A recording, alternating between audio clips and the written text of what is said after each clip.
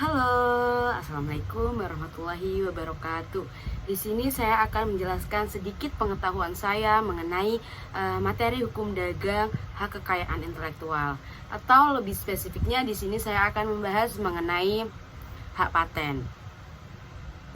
Hak paten merupakan hak eksklusif yang diberikan negara kepada inventor atas hasil invensinya di bidang teknologi.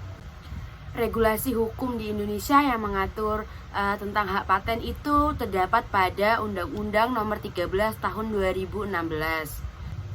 Paten itu dibagi menjadi dua. Yang pertama paten biasa dan paten sederhana.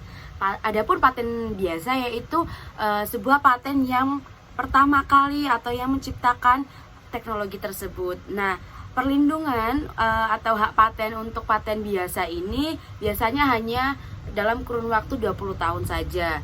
Hal itu diatur dalam pasal 22 ayat 1 UP. Sedangkan paten sederhana itu adalah sebuah paten yang mengembangkan paten biasa.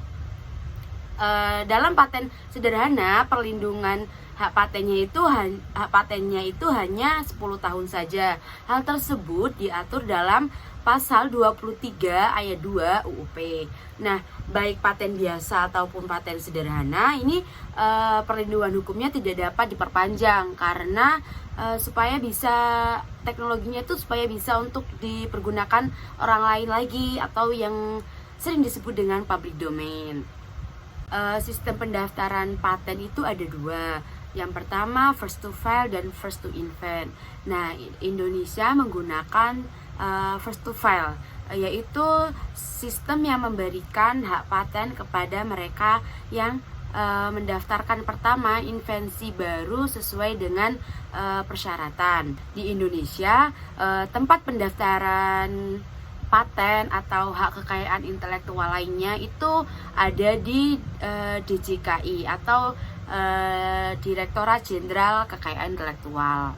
Adapun syarat-syarat untuk dapat hak paten yaitu ada 3 syarat. Yang pertama, penemuan tersebut merupakan penemuan baru, yang berarti penemuan yang akan didaftarkan ini tidak boleh sama persis atau meniru penemuan yang telah didaftarkan pada DJKI.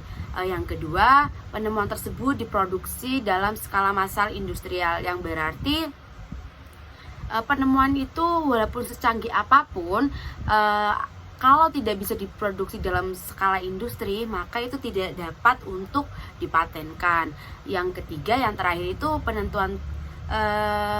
penemuan tersebut merupakan penemuan yang tidak terduga atau non-obvious. Bila sekedar hanya menggabungkan dua benda, itu tidak dapat dipatenkan. Yaitu contohnya seperti pensil dan penghapus. Nah, sekarang kan ada yang pensil di atasnya penghapus, maka itu bukan salah satu teknologi yang dapat dipatenkan. Seperti itu. Dan selanjutnya pengalihan paten. Pengalihan paten itu bisa dalam bentuk pewarisan, hibah, wasiat atau perjanjian tertulis, dan sebab-sebab lain yang dibenarkan oleh peraturan perundang-undangan. Sekian dari saya, kurang lebihnya mohon maaf. Wassalamualaikum warahmatullahi wabarakatuh. Dadah.